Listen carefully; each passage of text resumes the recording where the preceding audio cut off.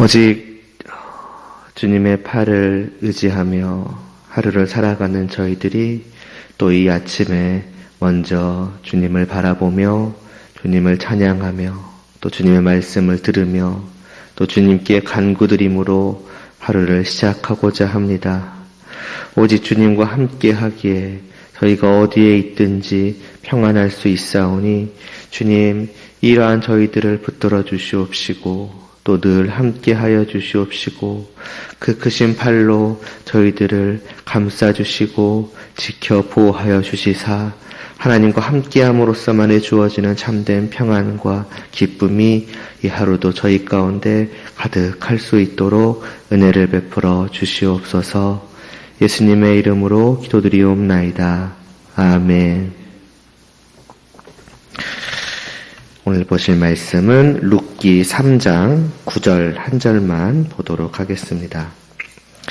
룻기 3장 9절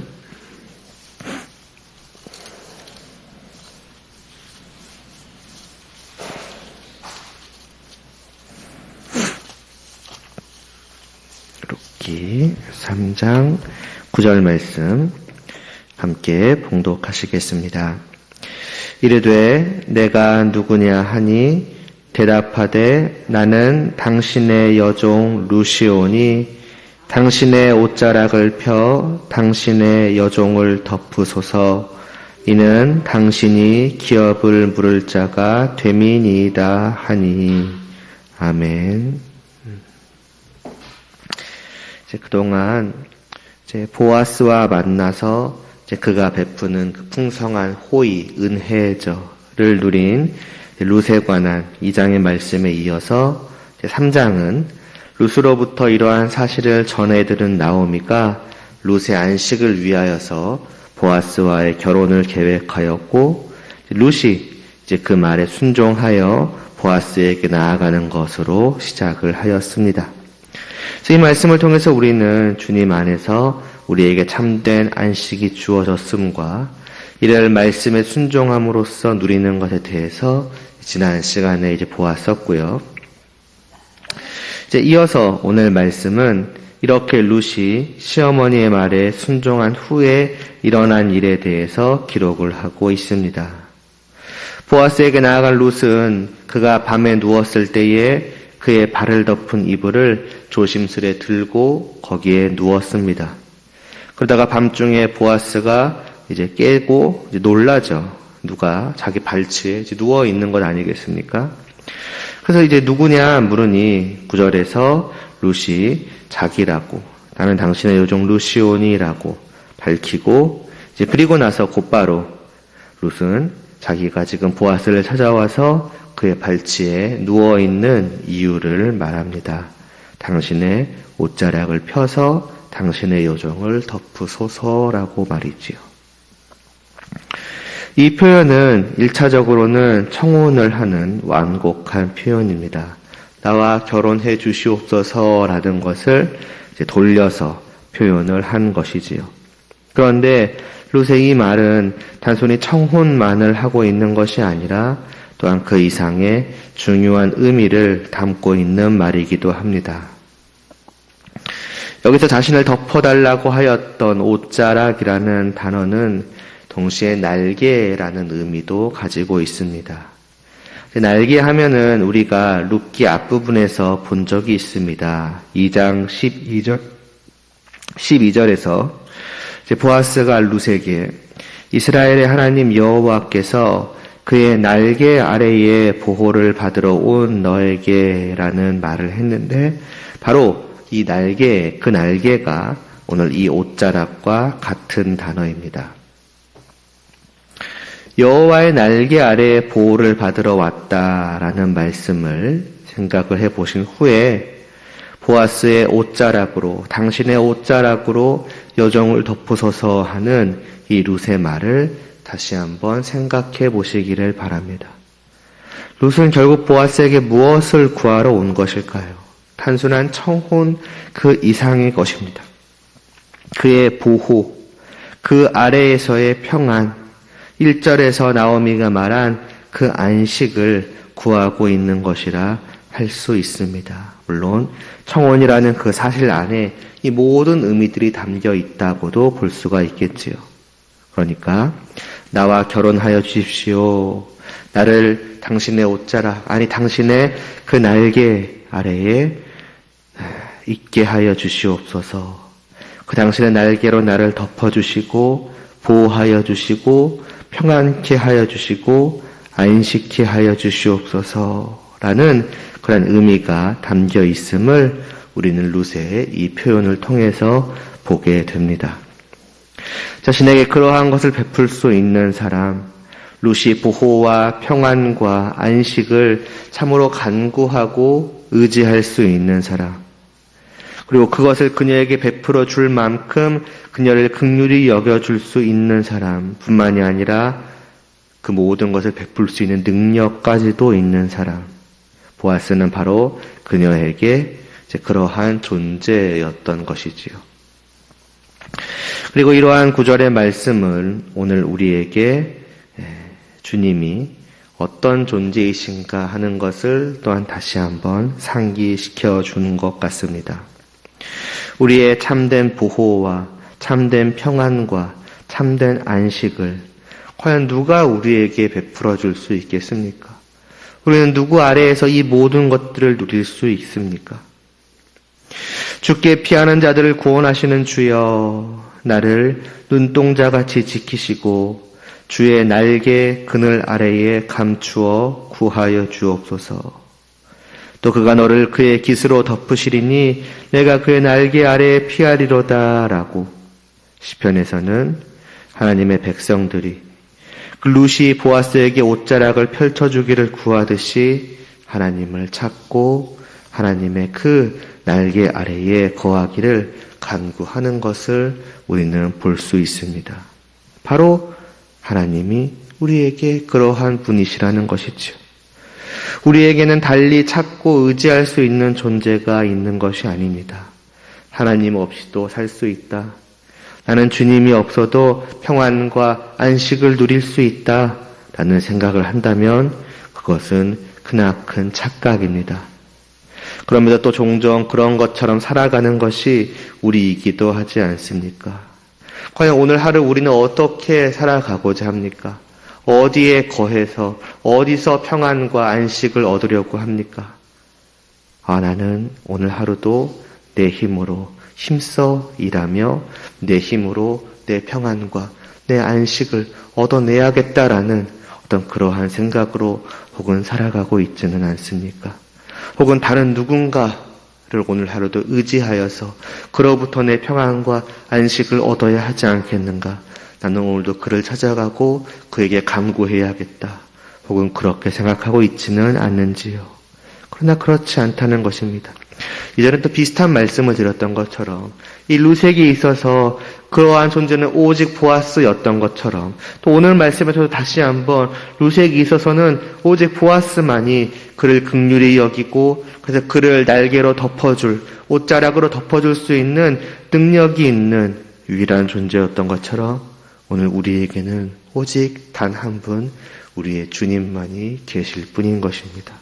그러므로 우리는 더욱더 우리의 고개를 높여서 주님을 바라보며 더욱더 주님의 품 안으로 주님의 날개 아래로 들어가고자 끊임없이 주님을 찾고 구하며 살아가야 할 것입니다.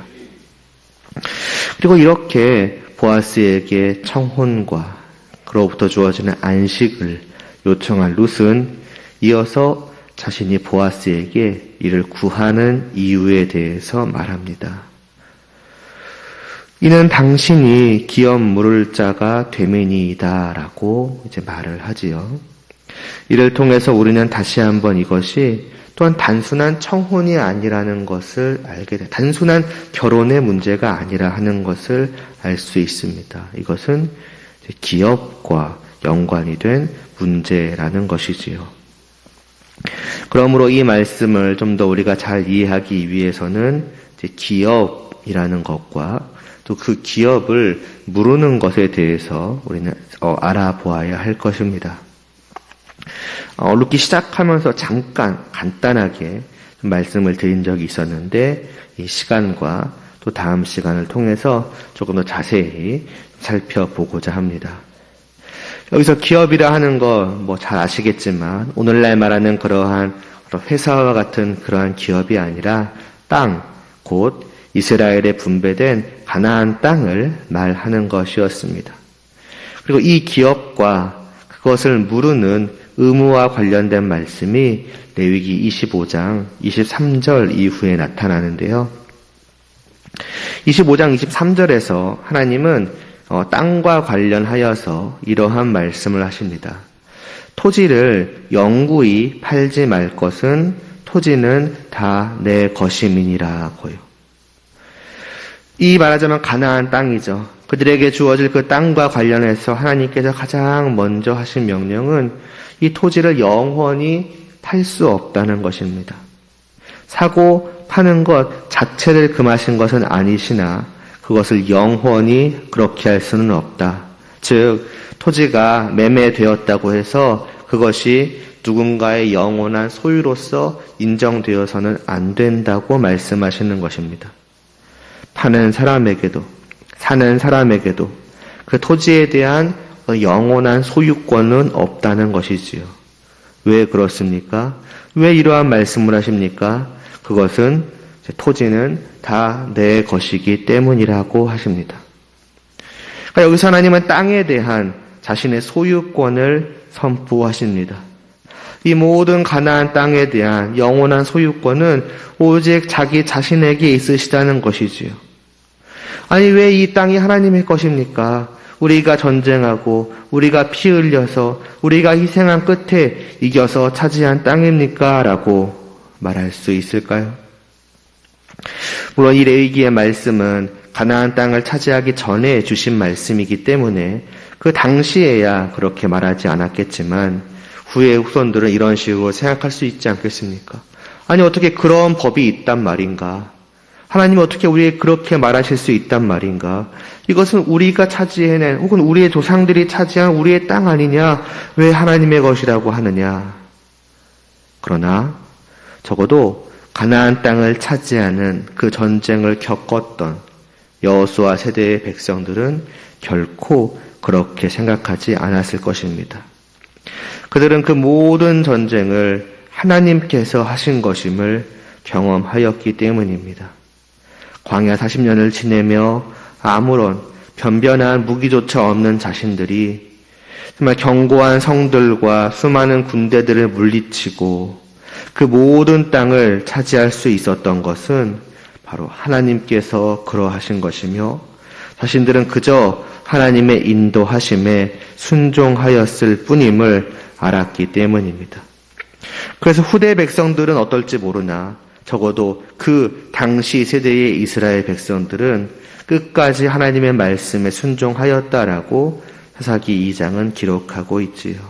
백성이 여호수아가 사는 날 동안과 여호수아 뒤에 생존한 장로들 곧 여호와께서 이스라엘을 위하여 큰 일을 행하신 것을 본 자들은 그들이 사는 날 동안에 여호와를 섬겼다고 말입니다. 가나안 땅을 차지한 당사자들이 모든 것을 다 하나님의 공로라고 이것은 우리가 차지한 것이 아니라 하나님께서 차지하신 것이라고 하였는데 누가 이 땅을 자기들의 땅이라고 주장할 수 있겠습니까? 하나님이 차지하신 하나님의 땅이요 하나님께서 그것을 이들에게 선물로 베풀어 주신 것입니다.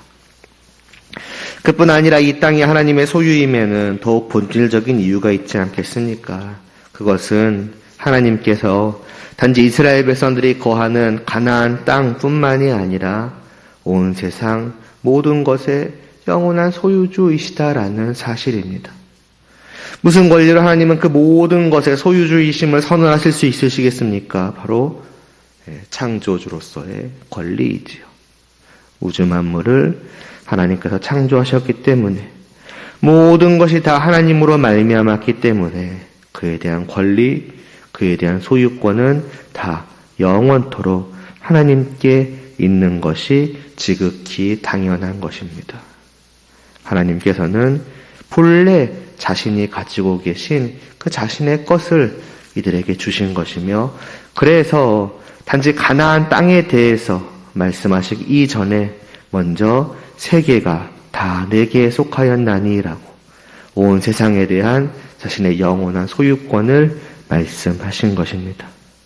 그러므로 만일에 그들이 가나안 땅을 자신들의 힘으로 차지하였다고 할지라도 여전히 그 땅의 소유권은 하나님께 있는 것입니다. 모든 것이 다 내 것이며 내가 너희들의 것을 준 것이 아니냐는 것이지요.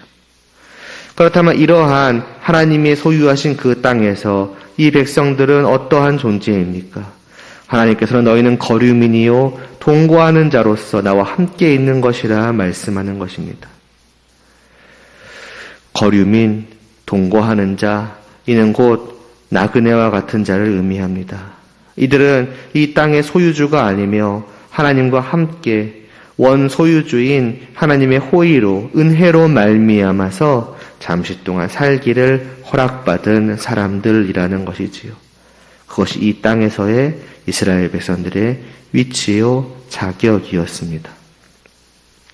그들은 소유주로서의 자격이 아니라 하나님께 있기를 허락받은 나그네로서의 자격밖에는 없는 것이지요. 사실상 자격이라 할 수도 없을 것입니다. 그러므로 이 땅은 영원히 나의 것이 될 수도 없고 판다고 해서 영원히 그 사람의 것도 될 수가 없는 것입니다. 언제나 그 소유주는 하나님임을 잊지 말고 행해야 한다라는 것에 대한 명령이 바로 이 기업과 관련된 하나님의 율법인 것이지요.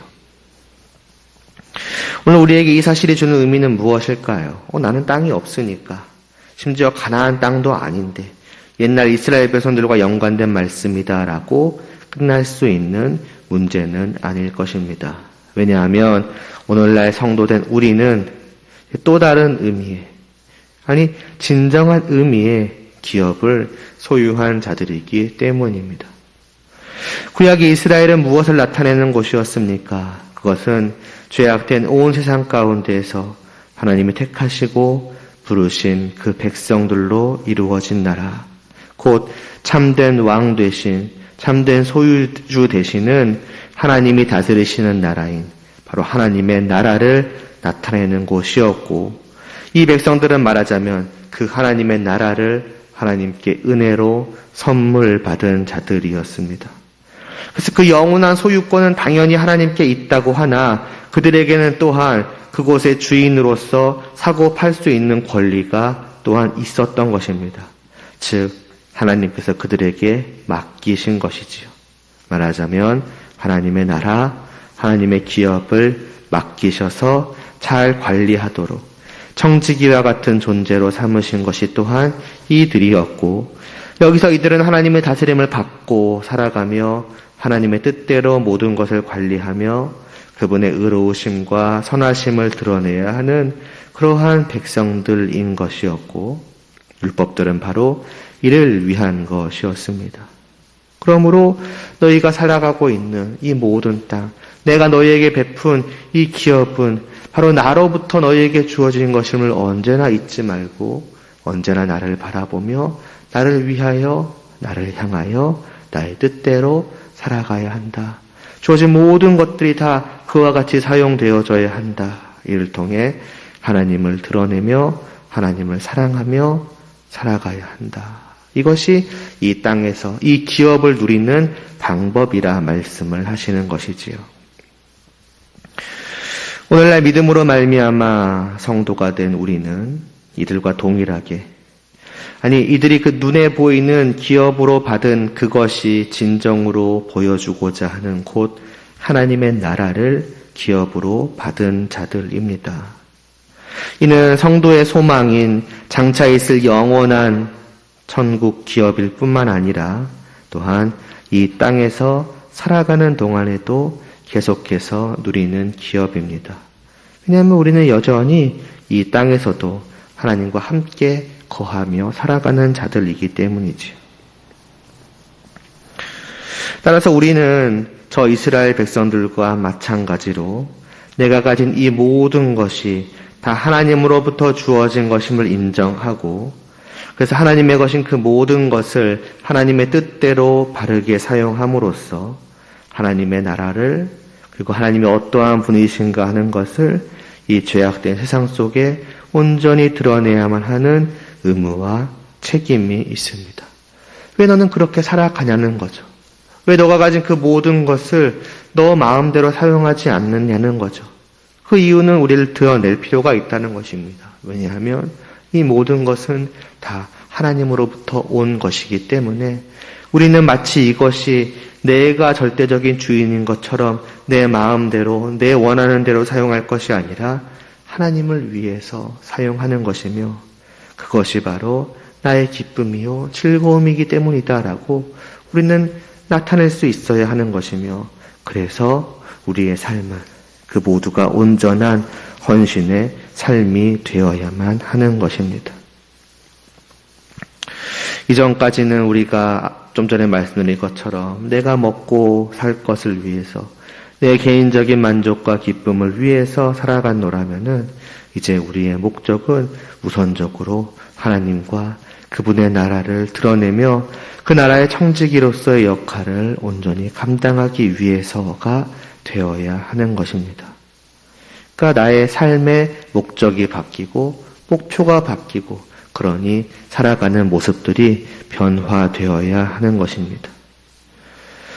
하나님께서 우리에게 맡기신 그 기업을 내가 이 하루 살아가면서 어떻게 관리하며 또 어떻게 사용하며, 이를 통해 우리가 하나님을 어떻게 드러낼지를 끊임없이 고민하고, 그래서 하나님의 말씀을 통해서 우리가 이 모든 것들을 어떤 식으로 사용하며 이 하루를 살아가야 할지, 그래서 먹든지 마시든지 모든 것이 다 무엇을 하든지 하나님을 위하는 것이 되기 위해서 어찌해야 할지를 우리는 이 하루도 고민하며 살아갈 필요가 있는 것이지요.